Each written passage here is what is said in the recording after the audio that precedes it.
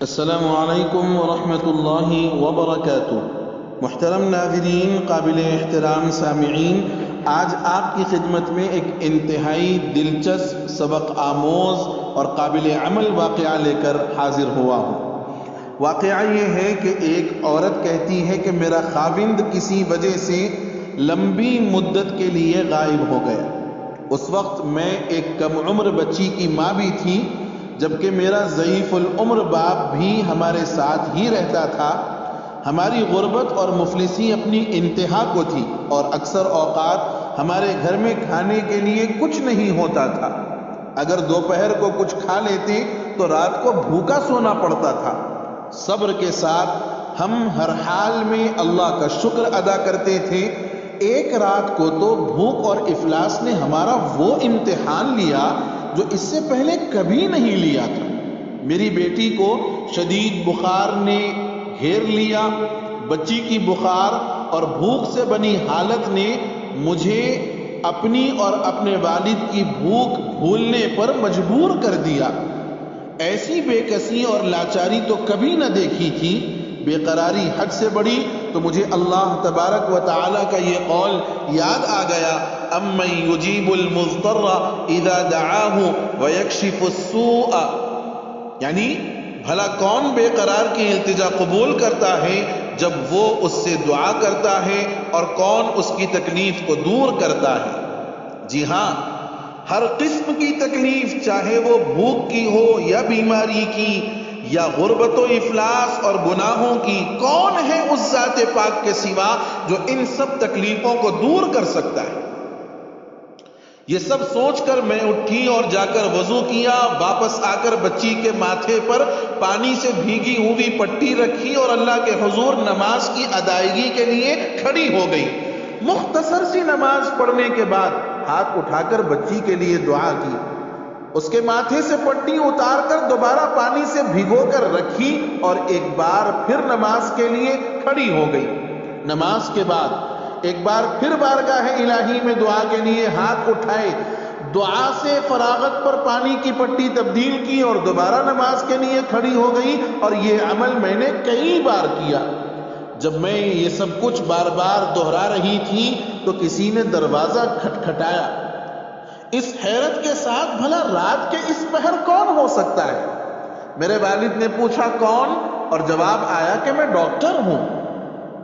جواب آیا کہ میں ڈاکٹر ہوں۔ میں اور میرے والد ایک دوسرے کو حیرت سے دیکھ رہے تھے کہ اس کو کس نے بلایا ہے۔ میرے والد نے جا کر دروازہ کھولا۔ ڈاکٹر نے آتے ہی پوچھا کہ مریضہ کدھر ہے، اور ہم نے سادگی سے بچی کی طرف اشارہ کر دیا۔ ڈاکٹر نے بچی کو چیک کیا، کاغذ پر ایک نسخہ لکھ کر میرے ہاتھ میں تھماتے ہوئے بولا، لائیے میری فیس دیجئے اور میں چلتا ہوں۔ میں نے آہستگی سے جواب دیا، ڈاکٹر صاحب، ہمارے پاس تو آپ کو دینے کے لیے فیس کے پیسے نہیں ہیں، بلکہ ہمارے پاس تو کچھ بھی نہیں ہے۔ میرا یہ جواب سنتے ہی ڈاکٹر جھلا اٹھا اور غصے سے تقریباً دہاڑتے ہوئے بولا کہ اگر فیس دینے کے لیے پیسے نہیں تھے تو مجھے آدھی رات کو فون کر کے کیوں بلایا تھا؟ کیوں مجھے اس طرح بے آرام کیا ہے تم لوگوں نے؟ ڈاکٹر کے منہ سے ٹیلی فون کا سن کر مجھے لگا کہ ڈاکٹر غلطی سے ہمارے گھر آ گئے ہیں۔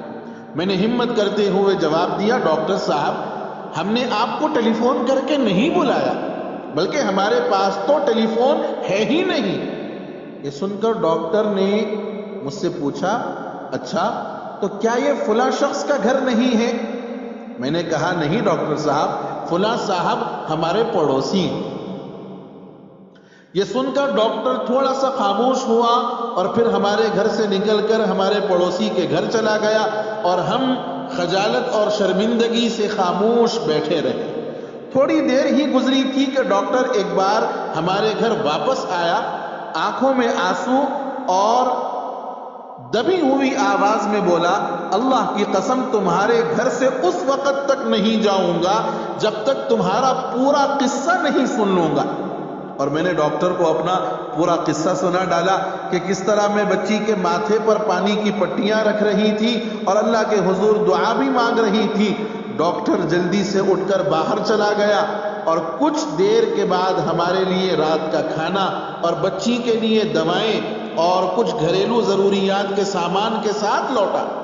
ساتھ ہی اس نے ہمیں بتایا کہ اس کی طرف سے ہر مہینہ ایک تنخواہ ہمیں اس وقت تک ملتی رہے گی جب تک اللہ چاہے گا۔ جی ہاں، یہ اثر ہے در حقیقت اللہ پر سچے دل سے بھروسہ کرنے کا۔ آج ہمارا حال یہ ہے کہ ہم حالات میں آتے ہیں تو پریشان ہو جاتے ہیں۔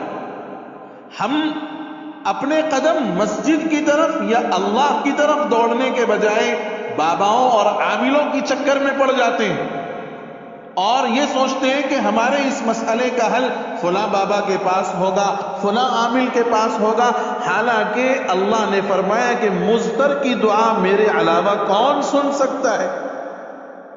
بے قرار کی دعا اللہ کے علاوہ کون سن سکتا ہے؟ یہ واقعہ ان سبوں کے لیے درس عبرت ہے جو ہر چھوٹی بڑی بات پر شک کے دائرے میں آتے ہیں اور اپنے شک کی بنیاد پر اپنی حلال اور پاکیزہ گاڑھی کمائی جو آپ نے خوب محنت کر کے کمائی ہے وہ دوسروں کے حوالے کر دیتے ہیں۔ اس لیے ابھی بھی ہوش کے ناخن لیں اور اپنے ماضی کو بھول کر مستقبل میں ان غلطیوں سے توبہ کرتے ہوئے اچھی سچی پکی توبہ کے ساتھ اپنی زندگی گزارنے کی کوشش کریں۔ اللہ تعالی ہم سبوں کو توفیق عمل نصیب فرما دے، آمین۔ والسلام علیکم ورحمۃ اللہ وبرکاتہ۔